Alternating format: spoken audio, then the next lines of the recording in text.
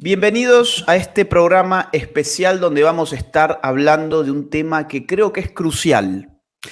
Es crucial porque vamos a meternos en la caja negra del globalismo. Globalismo es una palabra que se ha puesto de moda, ciertamente, hace no mucho tiempo, y a veces a las personas les cuesta definirlo. Yo creo que la manera más concreta de definir qué es el globalismo es un modelo político que está afectando, como su nombre lo dice, a todo el globo y que tiene por efecto generar una cesión de soberanía que va desde el Estado-nación hacia organismos internacionales. Estos organismos internacionales empiezan a gobernar el futuro de las naciones, por eso empezamos a dejar atrás el viejo modelo del Estado-nación como centro de lo político y hoy el centro de lo político empieza a aparecer progresivamente en otro lugar, en cajas negras, que son organismos internacionales cuyas burocracias nadie conoce, nosotros no las elegimos, nuestros pueblos no las controlan, pero esas burocracias generan resoluciones, generan efectos incluso jurídicos sobre nuestros estados y terminan, por lo tanto, condicionando nuestras vidas. Cuando uno habla de caja negra, trata de hacer alusión a algo a lo que no tiene acceso, a algo que no sabe muy bien qué pasa ahí adentro, pero que genera un resultado. Esa caja negra genera un resultado, pero no sabemos cómo funciona la máquina que está dentro de la caja negra. Los organismos internacionales en cierta forma funcionan de esa manera porque el ciudadano de a pie no tiene ningún control sobre ellos. Y en ese sentido no son instituciones democráticas, no son instituciones republicanas y no son instituciones representativas. En este video vamos a meternos dentro de esa caja negra. Vamos a ver nada menos cómo se financian determinados organismos de derechos humanos que ejercen una presión política y jurídica tremenda sobre las naciones de América. Para eso tengo un invitado de lujo, además, que es Sebastián Schuff. Sebastián Schuff preside el Global Center for Human Rights en Washington, D.C., y su organización ha hecho una investigación precisamente sobre esa caja negra de la cual les estoy hablando ahora mismo y han descubierto irregularidades interesantes. Irregularidades en el sentido de dónde provienen los fondos que llenan las arcas de organizaciones de derechos humanos, de organismos internacionales que afectan la vida a la postre de las naciones de América. Sebastián, bienvenido al canal y bueno, gracias por estar del otro lado. Muchas gracias, Agustín, por la invitación. Me encantó lo de caja negra, nunca había escuchado un concepto parecido y es increíble. Yo hace 8 años me dedico a esto, de los cuales los últimos 4 años son full time en Washington, D.C. Y yo, siempre supe, o como cualquier persona que tenga algún conocimiento básico de política, siempre supe que muchas cosas se dirimían y se decidían en los organismos internacionales. Pero cuando vine acá y estuve en esas negociaciones y me metí a esa reunión, no lo podía creer. Puedo afirmar que absolutamente todo el lenguaje está diseñado en estos organismos. Absolutamente todos y cada uno de los conceptos, desde el concepto de género, interseccionalidad, salud sexual y reproductiva, todos los conceptos que llegan a nuestros países como novedades, como leyes, son diseñados y discutidos en estos organismos. Por eso es tan relevante y me gusta Caja Negra porque es eso, algo que no se sabe qué pasa, pero tiene un registro de lo que pasa allá adentro que nadie puede ver. Mira, yo hago estas introducciones como improvisación, nunca sé bien qué es lo que voy a decir, pero me acabo de acordar de teoría de sistemas y yo estudié ingeniería en sistemas 3 años. Entonces, cuando veíamos teoría de sistemas, era un concepto que venía de ahí, o sea, de la informática, nada que ver, pero sí, creo que aplica la caja negra como una máquina donde yo no sé cómo está funcionando. Y acá vamos a hablar de determinados organismos internacionales. No vamos a hablar de todos porque vamos a dar información muy concreta y para eso vamos a delimitar. ¿Qué organismos internacionales has estado investigando en su financiamiento? ¿De cuáles vamos a hablar hoy? Bueno, nosotros trabajamos con ONU y con OEA, pero el 90 o 95% de nuestro trabajo se vuelca a la OEA. ¿Por qué? O sea, y esa es la razón por la cual nosotros estamos en Washington, donde es la sede principal de la OEA y de la CIDH, y no en Nueva York. Esto es básicamente por dos razones. Punto número uno, importantísimo. La ONU contiene a todos los países, y en la ONU están los países árabes, está Rusia y está China. Entonces, como las resoluciones y las cosas que saca la ONU son por consensos y por acuerdos, eso constituye un bloque y un límite natural a la mayoría de esta agenda. No digo que la ONU no saca todas cosas malas, pero claro, la inmensa mayoría es a través de su burocracia que es enorme, elefantiásica y multimillonaria. Pero en cuanto a la ONU, los países en sí, existe esta barrera natural, independientemente de lo que podamos pensar de estos tres bloques, por así llamar, es una barrera natural y no han pasado tantas cosas por esta razón. Los lobbies saben esto desde antes que nosotros se dieron cuenta y se han mudado a Washington, D.C. porque acá está la OEA. La OEA es como la ONU, pero para todo el continente americano. Ahí está. OEA es Organización de Estados Americanos. Exactamente. Y están prácticamente todos los estados de América dentro de OEA. Están todos los estados de América, desde Canadá hasta la Argentina y Chile, incluido todo el Caribe. Son 35 estados. Y no hay ninguna barrera política natural, y ahí han logrado avanzar lo que no han podido hacer en el sistema de Naciones Unidas. Por esa razón nosotros estamos acá en Washington, D.C. Aparte, Sebastián, perdón, pero yo supongo, es una suposición, ¿sí? No lo sé, te lo consulto. Supongo que en OEA no todos los países pesarán lo mismo políticamente. Es decir, por ejemplo, Canadá pesaría más que, no sé, Guatemala, por ejemplo, o Estados Unidos pesaría más que Uruguay, o es real que hay una equidad dentro del organismo donde cada estado tiene igual peso en las decisiones. Bueno, el poder político que cada país tiene es diferente y por supuesto eso se expresa en sus actos como los que hacen los organismos internacionales. El momento del consenso / voto tienen el mismo, pero por supuesto, bueno, Canadá es un excelente ejemplo porque Canadá no me quiero poner técnico, pero no está en casi ninguno de estas cosas que vamos a nombrar, pero financia para que nosotros estemos. Ah, impresionante. Paradójico, más que paradójico, es emblemático de una forma de control político, ¿no? Claro. Después quiero nombrar algunas cosas puntuales de Canadá, pero la segunda razón de por qué estamos en Washington, D.C., es porque a diferencia de Naciones Unidas, la OEA tiene dientes. El sistema de la OEA tiene dientes reales, como no hay en otros organismos. Esos dientes son la CIDH, la Comisión Interamericana de Derechos Humanos, acá en Washington, y la Corte Interamericana de Derechos Humanos, que está en San José de Costa Rica, pero impera sobre 20 países de Latinoamérica, desde México hasta la Argentina. Entonces, ¿por qué tiene dientes? Porque lo que ellos deciden, lo que ese sistema, así se llama, lo que ese sistema decide, es obligatorio para nuestros países. Claro. Cuando la ONU declara que Honduras tiene que cambiar su constitución y no puede proteger la vida desde la concepción, bueno, es una forma de presión política muy fuerte, pero no más que eso.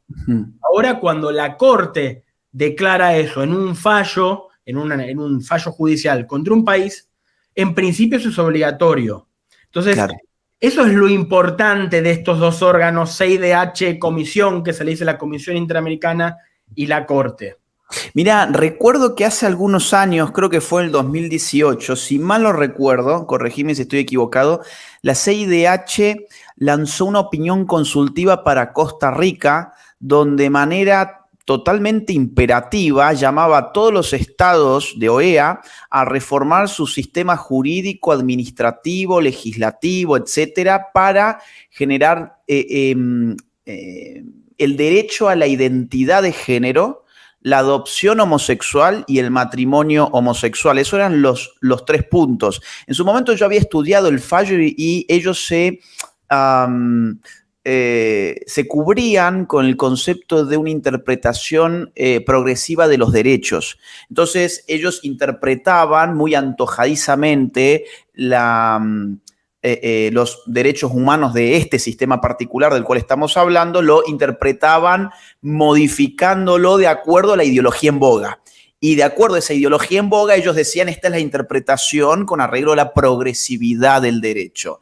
Entonces eso impactaba después sobre los estados, porque eso es un input para que después uno diga, bueno, es una opinión consultiva, pero en esa opinión consultiva el lenguaje era totalmente imperativo. Eso es una locura, porque varias cosas. Primero, o sea, opinión consultiva lo dice el nombre. Los estados le dieron la potestad a la Corte de dar una opinión sobre temas. Pero la Corte dice que esas opiniones son obligatorias. Bueno. Segundo caso, yo te voy a mostrar en un rato de dónde, quién pagó esa opinión consultiva y por qué.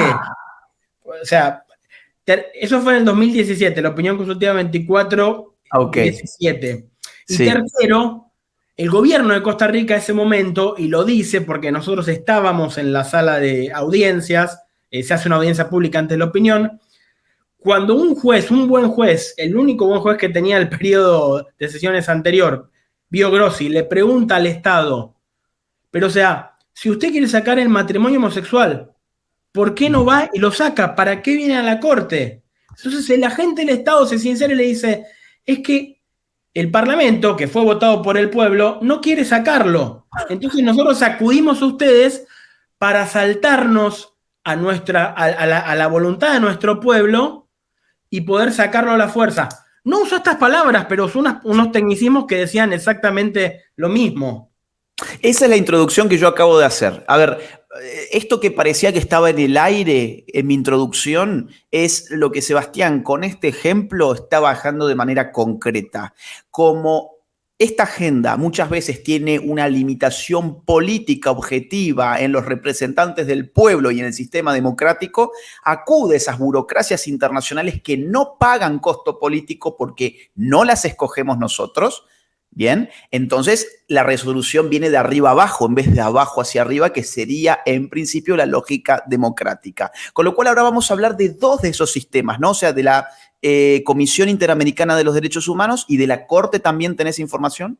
Sí, exactamente. Nosotros, como te decía, nos pusimos a investigar cómo se financian estos órganos y hicimos una serie de hallazgos que los publicamos, los pueden descargar en Global Center for Human Rights.org/ES/reportes. Ahí está. Lo voy a poner en la descripción del video igualmente. Perfecto. Va a estar en la descripción del video el link. Para redondear el punto, entonces, ¿cuál es el efecto que tienen estos organismos sobre el futuro de nuestras naciones? O sea, por un lado hablamos del tema de la opinión consultiva, pero ¿qué otro tipo de efecto concreto se puede generar allí?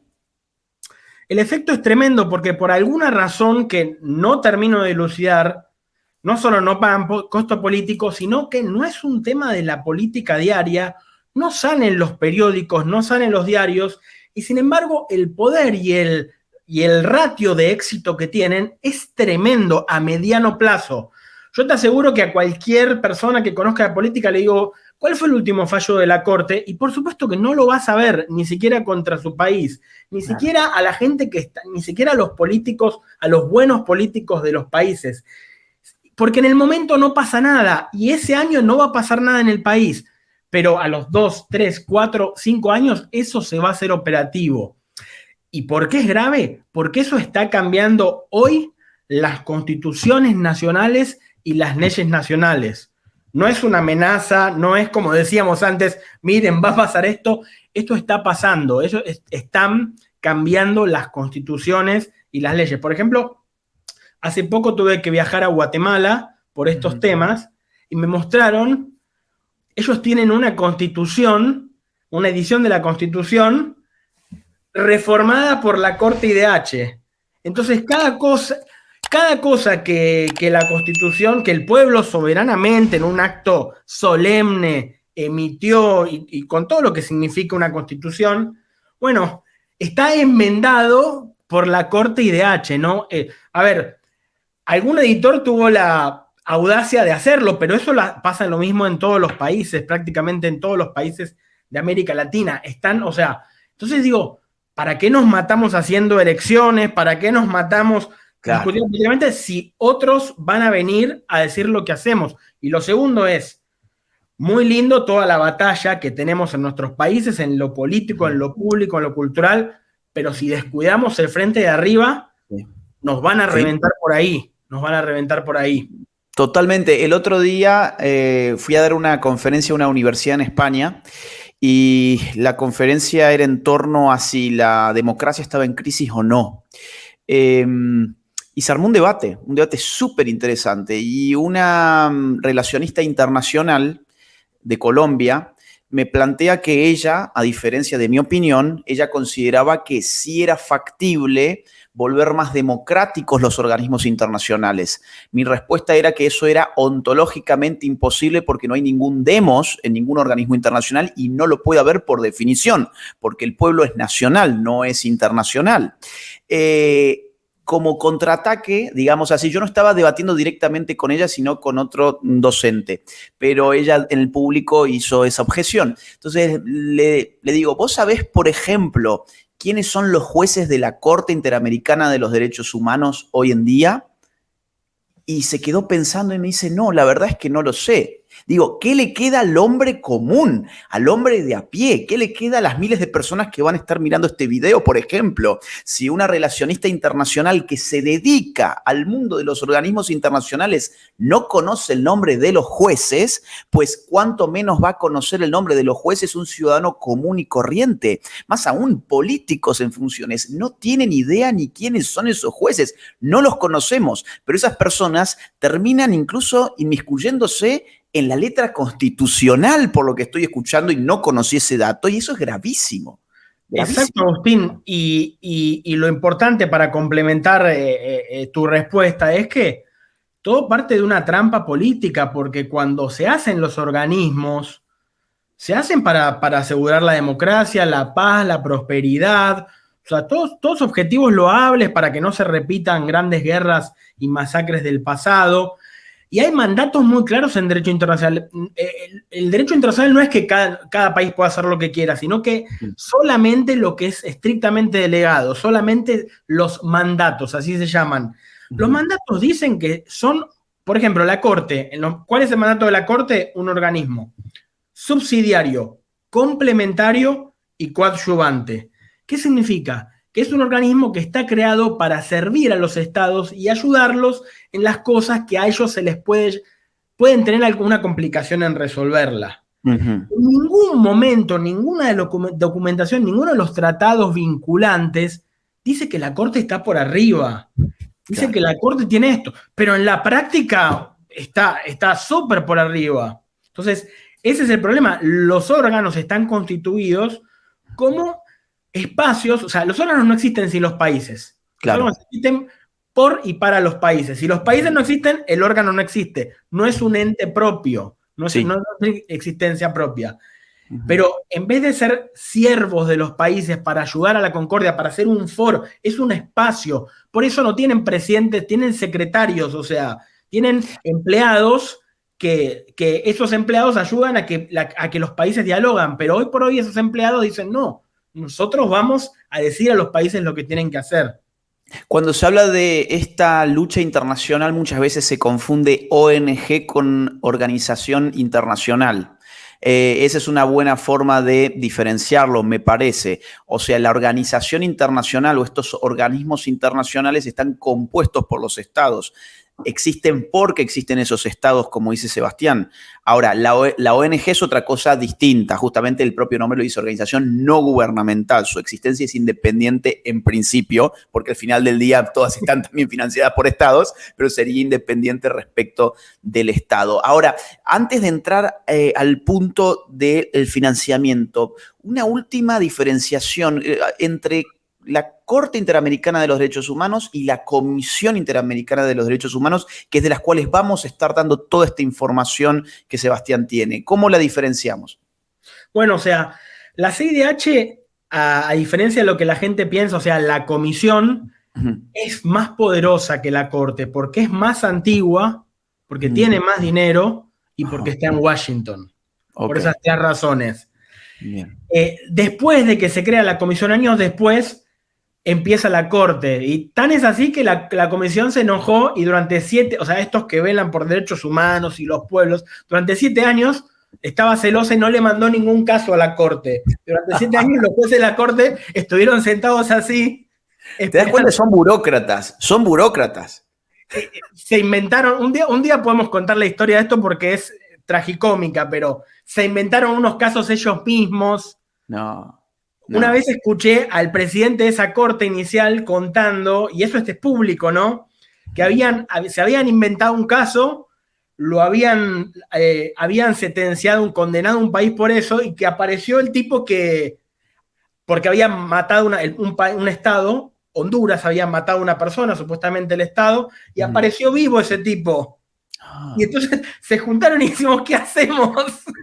Pero bueno, digo, porque uno los ve con sus togas y con todo el poder, estos dientes que tienen, y dice, no, esto es algo muy serio, o sea, señor honorable corte, me dirijo a usted, o sea, y en la práctica, o sea, es algo que es hasta, es triste, o sea, como dice un pensador americano, ¿cómo podemos estar perdiendo contra estos tipos? Entonces, tenemos la Corte y la Comisión. Vamos, si querés saber cómo se financian estos muchachos, ¿no? Perfecto, o sea, yo quiero contar someramente qué problemas y qué temas encontramos cuando empezamos a estudiar. Todo lo que voy a decir son documentos públicos. La CIDH y la Corte tienen la obligación de todos los años publicar informes. Por supuesto que son informes de texto y tablas de Excel inentendibles y planillas, que toda la información está ahí. No voy a decir nada que nosotros obtuvimos por izquierda, ni es una cosa que se me ocurra a mí. Pueden entrar cualquiera, googlear los informes anuales y van a encontrar todas las fuentes, o en nuestro mismo informe está todas las fuentes de lo que yo voy a mencionar. ¿Qué encontramos? Primero, o sea, que estos órganos, casi la mitad de la financiación que reciben no es de los países de la OEA y no es de la OEA en sí. Vos avísame cuando quieras que ponga algo en pantalla, pues yo tengo acá el control. Hay una presentación azul, si me la podrías poner, por favor. Ahí está, mira. Así muestro alguna cosa. Este es el título de nuestro informe, pero quiero mostrar, por ejemplo, primero esto. Este es el presupuesto anual de la CIDH en dólares estadounidenses, ¿no? La parte roja es lo que se llama fondo regular. Es digamos, bueno, o sea, el dinero que los países dan a la OEA y qué parte de la CIDH en cada año financió. La parte azul es la que financian otros. Ok. Ya sea multinacionales, ONG de lobby, o sea, organismos no gubernamentales, y países extracontinentales. O sea, como se puede ver en el gráfico, casi la mitad de su financiamiento proviene de estos países, ONG y empresas. Interesantísimo. O sea, recuerden que estamos hablando de una comisión para países de América. Entonces, el azul, la parte azul de la barra, corresponde a financiamiento de fuentes distintas a estados americanos. Exactamente. Pueden ser ONGs, pueden ser fundaciones, pueden ser multinacionales o pueden ser incluso estados de otros continentes. Exacto. Ahora vamos a la corte.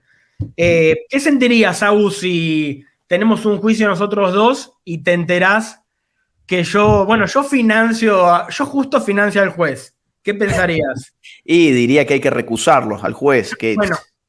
Bueno, o sea, la parte que está en violeta, la parte celeste es lo mismo, lo que se llama fondo regular, lo que los estados le dan a la OEA y la OEA financia de la Corte. Ahora, toda la parte violeta, que ven que es entre un tercio, de mínimo un tercio, hasta cerca de la mitad en algunos años, pero son muchos millones de dólares, los ponen otros también. Los ponen otros también que voy a contar después en detalle quiénes son. Bien. A ver, ya que si nosotros tenemos un juicio y yo financio al juez, ya sería un problema, ¿no? O sea, pues si yo otorgo dinero para el mantenimiento general, para que haya café, para que tengan una oficina, para que tengan los muebles, ya sería grave. Pero ese dinero que le dan no son para el mantenimiento general de las funciones, que ya sería problemático, sino que ese dinero define específicamente sobre qué asuntos se van a aplicar, y no sobre qué asuntos, sino con qué contenido. Exactamente con qué contenido. Entonces, esto es extremadamente grave por varias razones. Primero, o sea, que países externos a los nuestros decidan cuáles van a ser los contenidos de las sentencias que nos condenan, es en principio alarmante.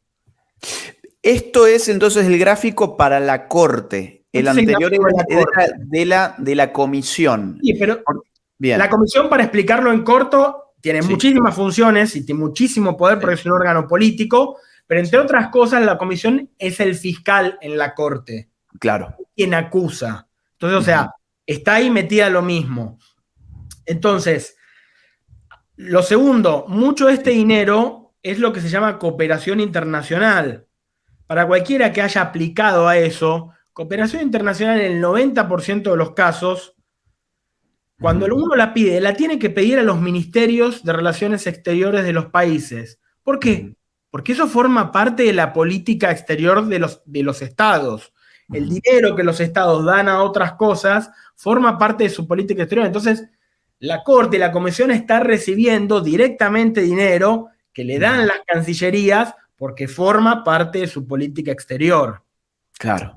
Y tercero, que yo considero que es lo más grave, todos los contenidos costeados, que voy a hacer una mención y voy a mostrar, voy a hacer un pantallazo porque son enormes, no están en ninguno de los tratados que firmaron. O sea, nuestros países en América, el continente americano, nosotros tenemos unos tratados fabulosos. Nuestros tratados defienden la vida desde la concepción, defienden la familia, defienden vehementemente la libertad de conciencia, creencia, la libertad de culto. Son taxativos y expresos en esos. En cambio, o sea, lo que financian esto es exactamente lo contrario. Restricciones a la libertad religiosa, género, aborto, o sea, todos los temas contrarios a lo que los estados pactaron y a por los cuales existe la CIDH y la Corte. Y ya van a ver cuáles son. Seguramente van a reconocer algunos nombres. Tengo entendido que hay empresas, hay multinacionales. Sí. A ver, o sea, esto es la lista más taxativa está en el informe, pero los países que más aportan son primero España, Noruega, Finlandia, Países Bajos, Suecia, Suiza, Reino Unido y Holanda. Ya se puede ver, digamos, ¿no? Una alineación política o de contenidos. Todos de agenda progresista, digamos, eso es el común denominador. Exactamente, de ONG, la Fundación Arcus, Freedom House. Que es la para los que no la conozcan, la Fundación Arcus es la que más dona, por ejemplo, LGBT. O sea, está dedicada con gran ahínco en las causas LGBT, sobre todo, ¿no? La Fundación Arcus tiene dos objetivos: financiar el tema LGBT y financiar el asunto de los simios, digamos, ¿no? Le llaman proyecto Gran Simio, grandes primates, ¿no? Tiene que ver. Esos son los dos grandes temas, ¿no? Sí. Bueno, tiene que ver ya con la despersonalización, creo que es tema para otro, pero esos son los dos puntos, o sea, que a veces piensan que es un chiste, ¿no? Pero ellos financian temas LGBTI y de simios. Son los dos grandes puntos objetivos de la fundación. Freedom House. Freedom House, lo mismo, temas LGBT, género, aborto. Fundación Ford es la más conocida, es multimillonaria. Bueno, Oxfam, lo mismo, o sea, género, aborto.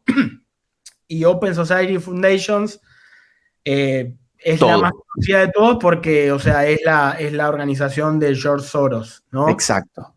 Y empresas, está Google, Microsoft, entre otras, ¿no? O sea, son varias, pero estas quizás son las más conocidas. Ahora, ¿por Sí, qué una empresa pondría dinero en un organismo internacional como la Comisión o la Corte Interamericana? Qué raro, ¿no?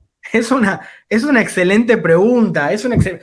La pregunta es por qué todo y por qué estos fondos, o sea, ¿por qué no se dan fondos generales a proyectos, a la OEA, en todo caso?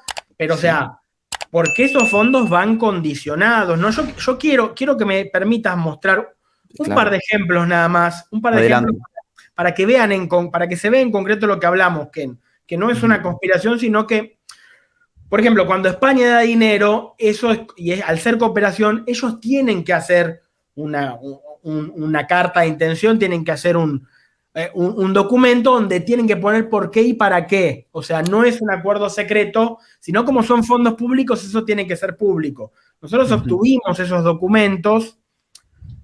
La Agencia Española de Cooperación Internacional para el Desarrollo, que es una agencia de España, que es España, es el Estado español, le dio en este periodo que nosotros investigamos, le dio casi 5 millones de dólares a la Corte, casi 5 millones de dólares. Les voy a dar un ejemplo concreto. En el año 2016 le aportó fondos, pero como decía, no generales para el mantenimiento general de las funciones, sino lo que pedía, el proyecto era protección de víctimas y personas pertenecientes a grupos vulnerables a través de medidas provisionales y resolución de casos contenciosos sobre alegada discriminación por orientación sexual y garantía del debido proceso. Yo quería leer el título completo porque así es como está la terminología, pero quise marcar dos cosas, resaltar. Primero, casos contenciosos, no me quiero poner técnico. Esto significa que es para que condenen a un país, que es un caso judicial, no es un proyecto, no es para fomentar algo, es para que condenen a un país. Claro. Y le da el contenido de lo que quiere. Tienen que poner alegada porque es un tecnicismo que vos no podés poner hasta que está la sentencia de que está eso. Pero es por temas de orientación sexual. El tema de orientación sexual es un tema que no está en el sistema OEA. En ninguno de los tratados está reconocido. Entonces, le dio el dinero para que resuelva casos contenciosos por orientación sexual. ¿Cuáles fueron los dos casos que salieron a continuación? Duque versus Colombia, Flor Freire versus Ecuador. Duque no tiene nada que ver con el presidente, es el mismo apellido. Son dos casos que, o sea, son estándares en lo que le llaman avance en relación al reconocimiento de derechos de las personas homosexuales. El caso Duque tiene que ver con pensiones, pero tenía que ver con condenar al Estado porque no reconocía el matrimonio homosexual. El caso Flor Freire versus Ecuador, Flor es un apellido, era un varón, era un militar. Sí. De hecho, el caso es altamente polémico, es un militar que estando en servicio mantuvo relaciones sexuales con otro colega en condiciones que se encontraba alcoholizado el otro colega. Entonces, el Estado ecuatoriano le da la baja, lo echa del ejército. Esta persona se llama Homero, esta persona acude a los tribunales nacionales, por supuesto pierde, finalmente va a la corte y la corte condena al Estado de Ecuador y lo exige. Bueno, el Estado de Ecuador justamente después fue forzado con la opinión consultiva a cambiar sus leyes de matrimonio, pero este es el primer antecedente. Impresionante. Concreto, donde ponen el dinero y cómo opera en los fallos. Hay que entender que la Corte en toda su historia habrá tenido 440 casos. Solamente toma casos emblemáticos, no es como otras cortes que toman todo lo que viene, toma casos emblemáticos sobre los temas que quiere diseminar en el continente. Una visión naif sobre esto, perdón que te interrumpa, Sí, pero me pongo en la piel de gente que puede estar mirando este video y puede estar pensando, pero ¿qué tiene de malo? Es decir, España está poniendo dinero en otro continente porque está muy preocupado España por las injusticias que se cometen en los países americanos. Entonces, están haciendo cosas muy buenas por los derechos humanos. Bueno, si fuera así, no se entiende por qué vas a recortar los problemas de discriminación solo al caso de orientación sexual. Es que no te preocupa realmente la discriminación como lacra generalizada que puede generar situaciones de injusticia. Te interesa el asunto concreto de la orientación sexual y estás utilizando la discriminación como un pretexto para meter esa agenda, porque esto podría ser muy bueno, por ejemplo, si uno quita lo de casos contenciosos, quita lo de orientación sexual y diga, bueno, por problemas de discriminación. Hay muchos tipos de discriminación. Se discrimina a las personas, por ejemplo, por fe, por motivos religiosos. Bueno, no, esto ya no entraría dentro del uso de este dinero. Todo lo que le interesa a esta agenda es el asunto sexual.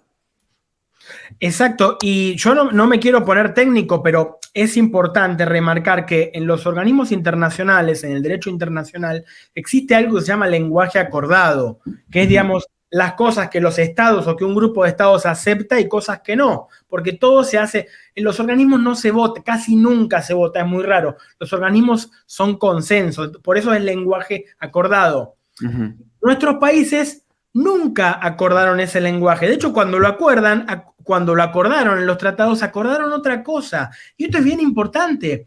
Nosotros decimos, o sea, ¿quieren el aborto? Llamen a una convención, siéntenos a todos, sienten a todos los países y discútanlo. Pero no nos metan el tema por la ventana, porque eso es profundamente antidemocrático y eso va en contra de lo que los estados pactaron. Claro, claro, totalmente.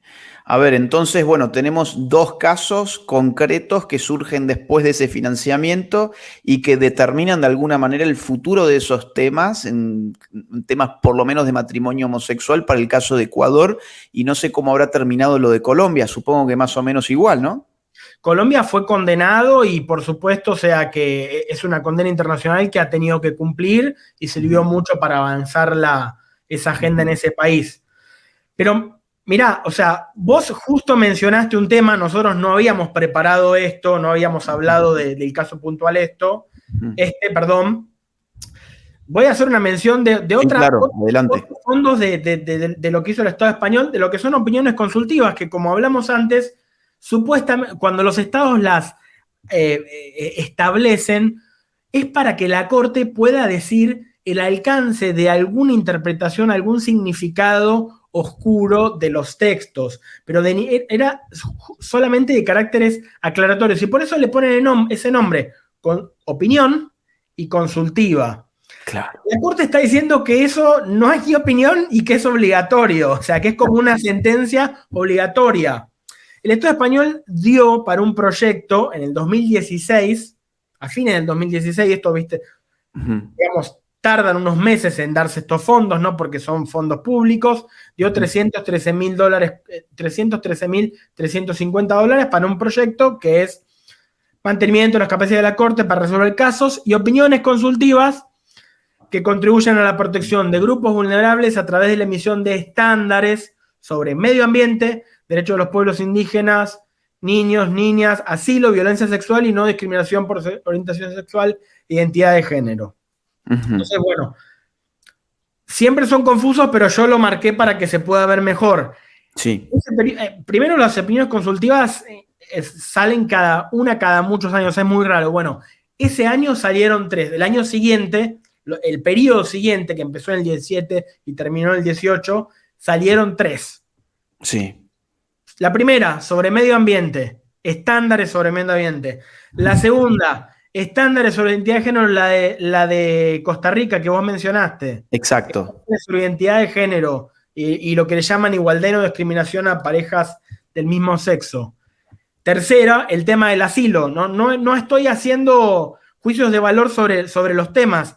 Estoy mostrando que de antemano se da dinero con un contenido preciso y ese contenido preciso lo sanciona la Corte, que debiera ser libre, y la Corte dice que eso es obligatorio para nuestros países. Entonces, la política que está viniendo a nuestros países, la política que cae de estos órganos a nuestros países ni siquiera está diseñada por nuestros países o por nuestros órganos, sino en las mandas de ese dinero que dan. Es neocolonial, ¿no? Es neocolonial. Bueno, o sea, exactamente, o sea, porque a mí muchas veces me preguntan, pero ¿por qué hacen esto? O sea, y yo no tengo la respuesta concreta, pero claramente es una forma de control, es una forma de control, ¿no? O sea, a ver, yo no lo vamos a hablar ahora, pero claro, para dejarlo a título simplemente, creo que el asunto es natalidad, que es algo que obsesiona a estos organismos desde hace muchas décadas. Ya vienen con esta paranoia de la sobrepoblación y que hay que reducir la cantidad de personas que somos y demás.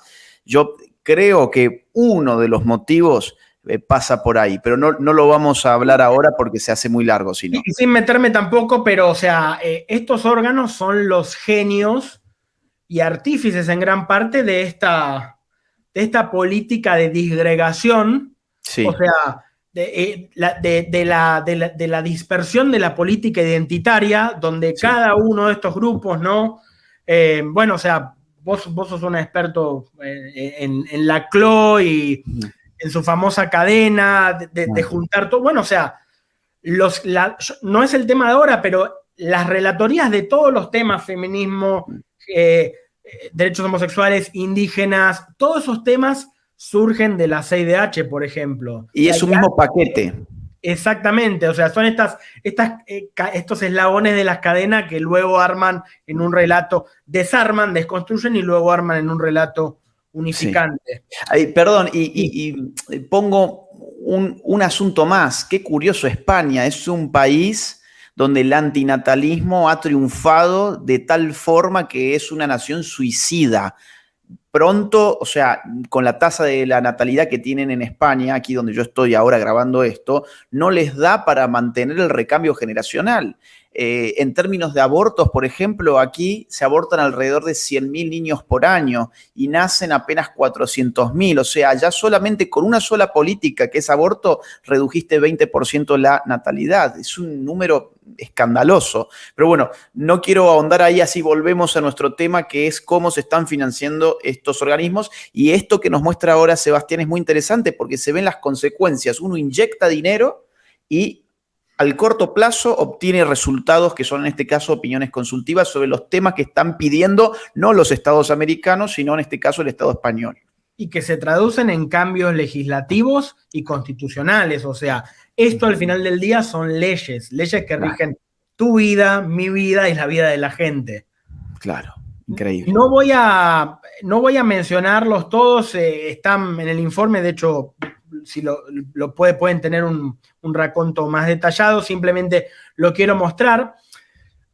La CIDH saca una cantidad de informes oficiales y esos informes luego los transforma en estándares. Entonces dice, bueno, todo lo que nosotros opinamos en un informe privado, eso en realidad son estándares legislativos y constitucionales para los países. Ah, impresionante.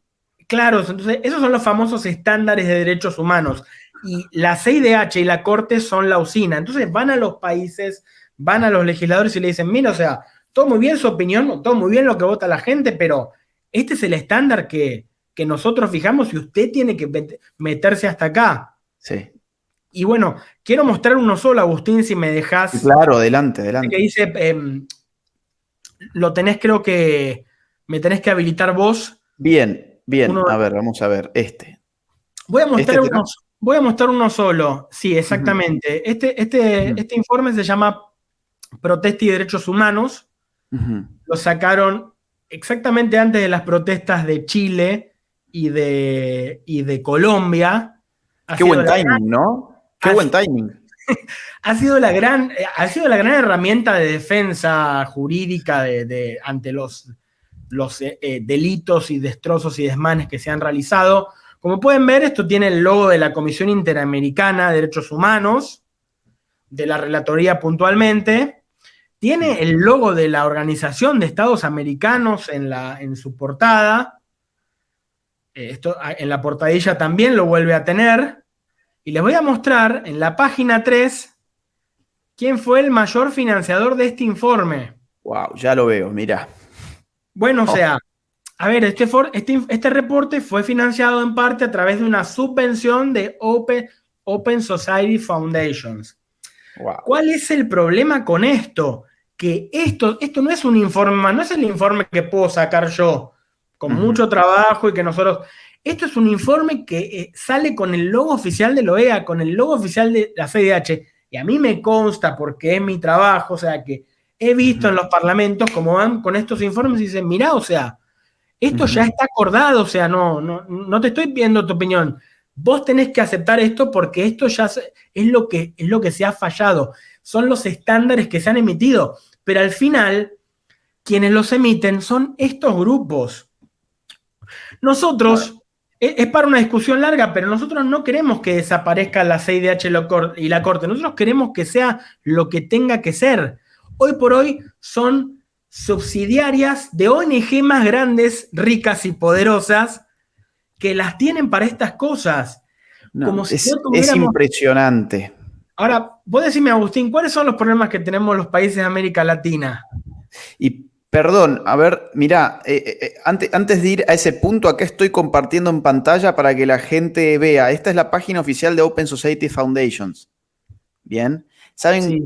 cuánto dinero han estado dando? Bueno, acá, a ver, vamos a ver. 90 millones solo en enero 2020. Ya han sacado lo que antes aparecía acá, pero eran más de 18 billones de dólares. ¿Sí? O sea, 18 mil millones de dólares es lo que ha dado en los años de existencia esta organización, que es la de George Soros, a este tipo de militancia, a este tipo de organismos.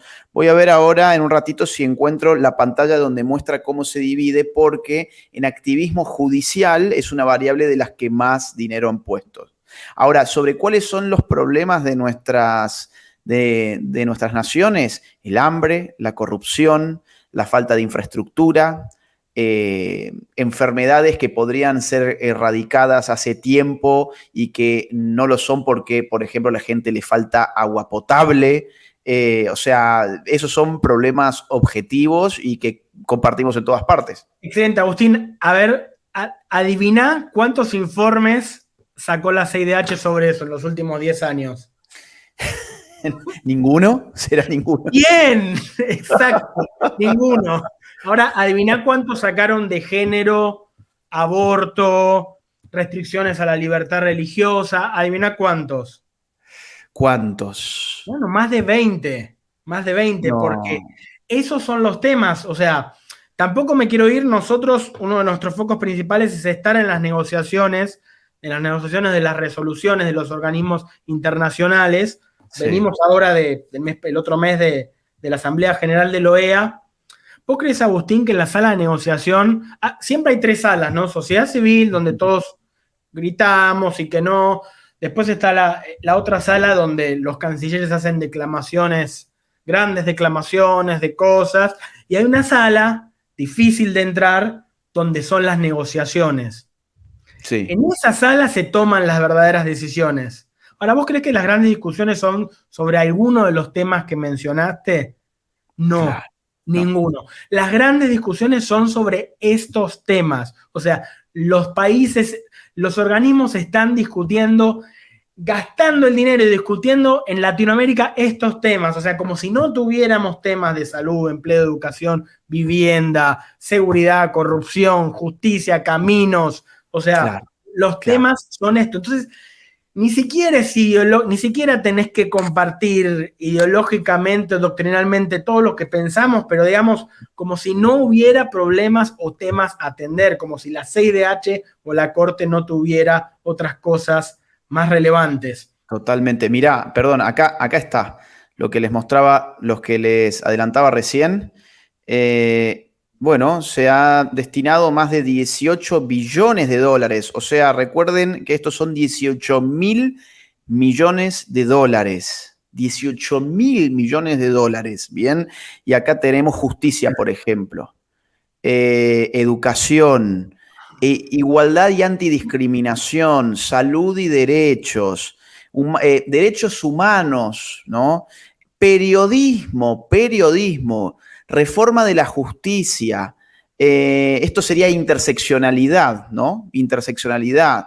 Derechos digitales. Obviamente que te lo ponen con nombres muy simpáticos, pero atrás de cada uno de esos nombres en verdad hay un lobby. Cuando dice periodismo no es por la libertad de prensa, es para comprar canales de la televisión, estaciones de radio, comprar periodistas. Cuando te dice, por ejemplo, derechos digitales, es para montar estas fact-checkers que se dedican, casi todas están financiadas por Open Society y se dedican a tener el monopolio de la verdad, son el Ministerio de la Verdad orwelliano, ¿no?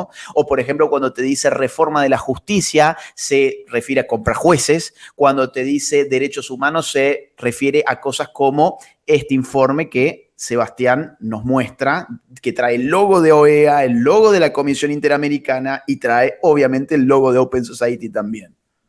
Así es, Agustín, y imagínate, o sea, que nos es muy difícil dimensionar lo que significan $18.000 millones. Son cifras tan grandes y tan poderosas que ni siquiera las personas comunes podemos figurarnos lo que es. O sea, se dicen muy livianamente, pero, o sea, compran repúblicas enteras con ese dinero. Totalmente. Las compran enteras, sin dudas. Y bueno, o sea, quiero mostrar una cosa más del informe para finalizar esa parte. Bien, ¿el azul o este? No, el azul, por favor. Ahí vamos, ahí está, mira, ahí está. Después hay otros proyectos también que financian, los pueden ver si quieren, pero quiero hacer mención a temas de conflictos de intereses. O sea, no solamente que otro país financia para que se condene. Perdón, Sebastián, yo sé que habíamos dicho que intentáramos que durara 30, 40 minutos, pero si vos tenés más información que vos quieras dar, adelante nomás y que esto lo vea quien se aguante verlo todos los minutos, pero es muy relevante lo que estás diciendo, así que tomate el tiempo que necesites. Bueno, excelente, gracias, Agustín. Hubo un caso muy emblemático hace unos años que se llamó Manuela y otros versus El Salvador. Fue el primer intento de los lobbies internacionales por legalizar el aborto en toda Latinoamérica de forma obligatoria a través de ese caso y han fracasado. Pero, o sea, yo lo tomo como caso emblemático de financiación para mostrar además cómo funciona, ¿no?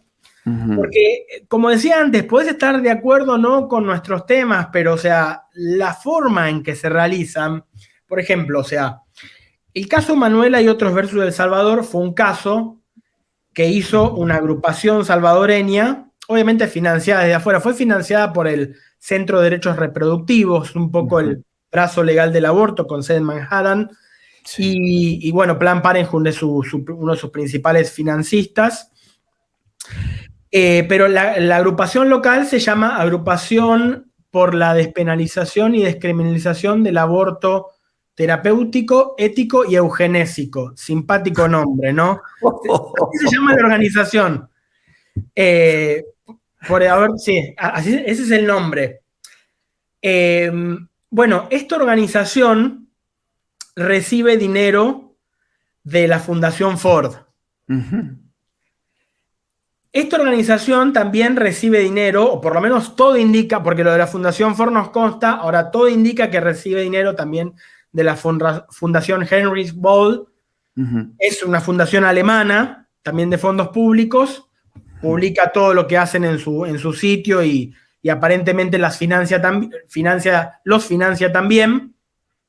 Ahora, la Fundación Ford también financia la CIDH al mismo tiempo. Y la Fundación Heinrich Böll financia la Corte al mismo tiempo. Entonces, estos jueces de la Corte tienen que decidir en un caso donde el fiscal, que es la CIDH, está financiado por el mismo que la Corte. La organización, los abogados, digamos, están financiados por lo mismo que financian a ellos. El fiscal está financiado, entonces, o sea, yo no puedo probar qué pasa, pero o sea, esto sería pensá en la ciudad, en el juzgado más recóndito de la Argentina, de Guatemala o de cualquier país, sería un escándalo, sería un Claro. escándalo. Ahora, en estos casos internacionales, donde se dirimen los grandes temas, Ujú. los que ponen el dinero están en todas las mesas. Impresionante. En todas menos una, ¿no? Sí, sí, sí, sí. O sea, uno se puede imaginar cómo van a resolver esos jueces, cómo va a actuar ese fiscal. Uno ya casi que conoce el final de la película antes de mirarla, ¿no? Exactamente. Y es un conflicto de interés tremendo. Cualquier sistema judicial serio no podría permitir, cualquier juzgado local, cualquier país, cualquier sistema provincial no permite estas cosas, por lo menos no en público, ¿no? O sea, y cualquier cosa parecida Ujú. son catalogados como actos de extrema corrupción. Pero bueno, Sí. acá se hace con lindos nombres de cooperación y financiación internacional. No, y aparte que está a la luz del día, o sea, en este sentido, los muchachos no se preocupan por estar escondiendo demasiado el rastro del dinero, porque como vos adelantaste, esto surge de informes oficiales, esto no es ninguna cámara oculta que vos fuiste a instalar alguna de estas, de estos organismos o que vos conseguiste off the record un informe clasificado, ¿no? O sea, esto está abierto al público y el periodismo. Por ejemplo, el periodismo de investigación, jamás se les ocurre meter las narices un poco a ver cómo estos órganos de poder se financian. ¿O será que también el periodismo está financiándose con los mismos fondos, ¿no? O sea, esto de todas las mesas menos una. Exacto, exacto, Agustín. Porque es escandaloso. O sea, si esto pasara en cualquier estado, el periodismo estaría hablando de esto. El periodismo estaría hablando de la incompatibilidad de quien está financiando y los intereses que hay de por medio, pero en este caso no pasa nada. Bueno, a ver, o sea, si nosotros publicamos este informe como un evento paralelo de la Ujú, Asamblea General, o sea, ujú, estaba en plena Asamblea General, se ha entregado a todos los diplomáticos, a los embajadores, cancilleres. ujú.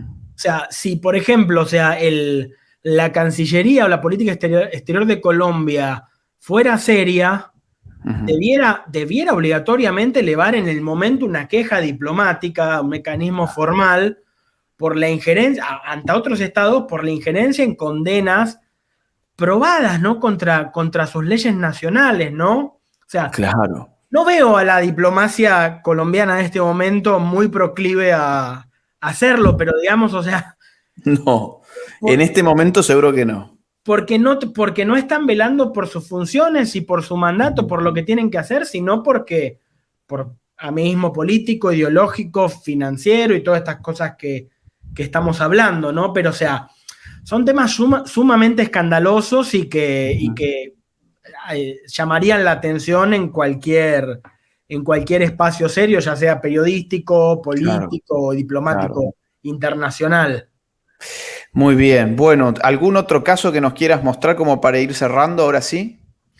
Mirá, o sea, hay un montón, Ujú. por ejemplo, o sea, esto que pueden ver ahora son proyectos que se financian, ¿no? Ya es menos grave, ¿no? Es menos grave porque no es una sentencia Claro. que condena, ni es, o sea, una opinión consultiva que no es opinión y es obligatoria. Ujú. Pero sin embargo, o sea, lo quiero mostrar como un pantallazo Sí. apoyando la idea de que no se están financiando los temas de salud, educación, Ujú. corrupción en general, o sea, o vivienda, empleo, los grandes problemas de los países de América Latina, sino Ujú. que la financiación millonaria son para que estos órganos crezcan aún más en la difusión de estos llamados estándares que los tratan de volver obligatorios para los países. Y esto, volviendo al principio, esto es tremendo. ¿Por qué? Porque nadie sabe lo que le está pasando. Me encantó lo de Caja Negra porque está en la oscuridad. Creo que nuestro Ujú. deber es Sí. ponerlo a la luz, exhibirlo y que se pueda ver. O sea, porque ellos trabajan sabiendo que nadie los ve, hacen Ujú. un fallo, sacan una declaración, no se enteran muchos, pero a mediano plazo se cumple todo lo que ellos demandan e imponen por acá. Y al final del día, ¿qué es lo que pasa? ¿Cuál es el problema? Que estos órganos que crearon los países para ayudarlo son empleados y ONG subsidiarias, porque no tienen el dinero de Soros o no tienen el dinero de Amnistía, de estas mega ONG multimillonarias y superpoderosas que las usan para difundir su agenda. En los países contra la voluntad democrática, ¿no? Yo quiero hacer mención de algo, ¿no? Porque muchos se asustan de ver mapas de color rojo, por ejemplo, en América Latina, que hemos perdido los presidentes, y soy muy consciente de la gravedad y el peligro de esas cosas, pero nuestros países tienen gente con una cultura todavía muy arraigada y muy buena. O sea, las élites no la comparten, pero eso hace que, a pesar de muchos errores, cuando se votan parlamentos, los parlamentos de alguna manera representan, y eso ha sido su principal obstáculo. Si vos ves en estos temas tan relevantes, ¿qué legislaturas en Latinoamérica han avanzado por vía legislativa? Te encontrás que, o sea, el tema del aborto, Uruguay, Argentina, y pará de contar, algunos estados de México, pero ni siquiera federal, no ha prosperado legislativamente este tema. Si vas a ver el matrimonio homosexual, lo mismo, sumás 3 o 4 países. Lo demás, ¿qué son?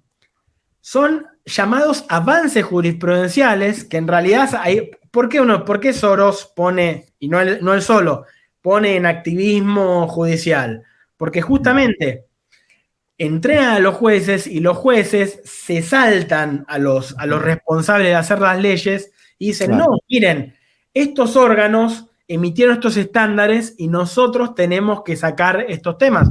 Si yo te reto a revisar todos los fallos de aborto, de género, de todos los países, y absolutamente todos están fundados en estos informes, en estos fallos, en estas resoluciones. Entonces, se insisten en estas agendas, si vos vas a cualquier entrenamiento de estos, porque son públicos y lo escriben en sus libros, le dicen, ustedes son iluminados que tienen que hacer activismo judicial contramayoritario, es decir, el pueblo no entiende todavía estos avances, nosotros sí los entendemos, entonces ustedes son los nuevos sacerdotes encargados de forzar a evolucionar a la población en contra de sus deseos porque todavía son infantiles y no saben que tienen que hacer esto. Entonces, tienen que hacerlo de forma contramayoritaria. Esto lo dicen en sus libros, digamos, no me lo estoy inventando yo, ni siquiera es una terminología que la hayamos puesto nosotros, o sea, y te voy a mostrar solamente un párrafo.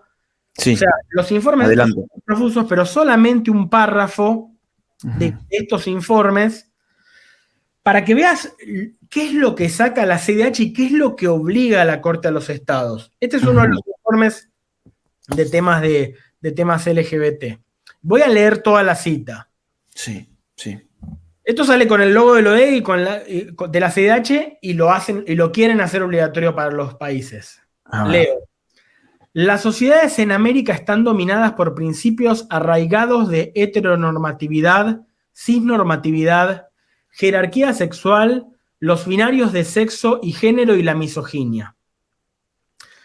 El énfasis este es nuestro. Los estados tienen la obligación de diseñar e implementar proyectos que busquen cambios culturales con la finalidad de garantizar el respeto y la aceptación a las personas cuya orientación sexual, la identidad de género real o percibida o cuyas características sexuales difieren de los patrones mayormente aceptados por la sociedad. O sea, cuando vos, Agustín, hablás de la batalla cultural, de que quieren un cambio cultural, o sea, no son unas conspiraciones que se te ocurrieron o una cosa que vos inferís de lo que están haciendo, sino que directamente están obligando, se pide en estas fallos, sentencias y resoluciones que busquen los cambios culturales en nuestras sociedades porque están arraigadas en cosas que según ellos son perniciosas, ¿no? Son minorías, aparte son minorías las que lo están pidiendo, con muchísimo poder que se sienten iluminados respecto de la masa vulgar y poco educada que seríamos nosotros, que estaríamos, digamos, sujetos a estos principios de heteronormatividad, cisnormatividad, misoginia, bla, bla, bla, todo el catecismo de género que ya conocemos. Y bueno, necesitamos que ellos que sí conocen la realidad y lo bueno para nosotros, ellos diseñen nuestra cultura. Que el Estado, a través de la orden de estos organismos internacionales, diseñen nuestra forma de vida, lo que nosotros tenemos que pensar, lo que nosotros tenemos que decir, lo que nosotros tenemos que creer y lo que no tenemos que creer también. Por eso también tantos ataques contra la libertad religiosa en nuestros países que se han multiplicado y se seguirá multiplicando, por desgracia, sin que estas organizaciones de derechos humanos y estos organismos hagan absolutamente nada. Qué triste es ver que hay tanto dinero atrás de todas estas cosas que no son problemas reales, bien, no son problemas reales. Los problemas reales en nuestro continente son el hambre, la corrupción, la falta de recursos básicos, la falta de infraestructura. Salgan a la calle, pregúntenle a las personas cuáles son los problemas. Miren, el otro día yo investigaba el tema de la discriminación, a ver si era cierto que eran tan discriminadas las personas homosexuales, si es cierto que ya teniendo su mes del orgullo gay, todas sus fundaciones poniéndoles dinero, todos los programas de la televisión alabándolos, todos los organismos de los derechos humanos celebrándolos, sus banderas en absolutamente cualquier ministerio de cualquier estado de Occidente, todas las películas en su favor, todas las series en su favor, todos los músicos en su favor, toda la farándula en su favor, y todavía siguen siendo discriminados. Bueno, me metí a ver en INEGI, que es el Instituto de Estadísticas de México, las estadísticas de discriminación. La discriminación por motivos sexuales aparecía penúltima. Y tercero en la escala, ¿sí? Aparecía tercero, en el ranking, mejor dicho, discriminación por religión. Ahora, ¿quién te habla de la discriminación por la religión? ¿Quién te habla de eso? Ese es un problema mucho mayor que el supuesto problema de la discriminación por sexo. Y no porque a mí se me ocurra, porque por lo menos en el caso de México, y podríamos decir otros casos también, pero no viene ahora a cuento, ¿sí? Surge de las cifras, surge de los datos, pero no, acá todo el dinero está pensado en temas de homosexualidad y lobby LGBT. Es una desgracia porque se podrían haber hecho cosas realmente interesantes y buenas para la sociedad, pero no, ahí está metido el lobby y esos son sus objetivos.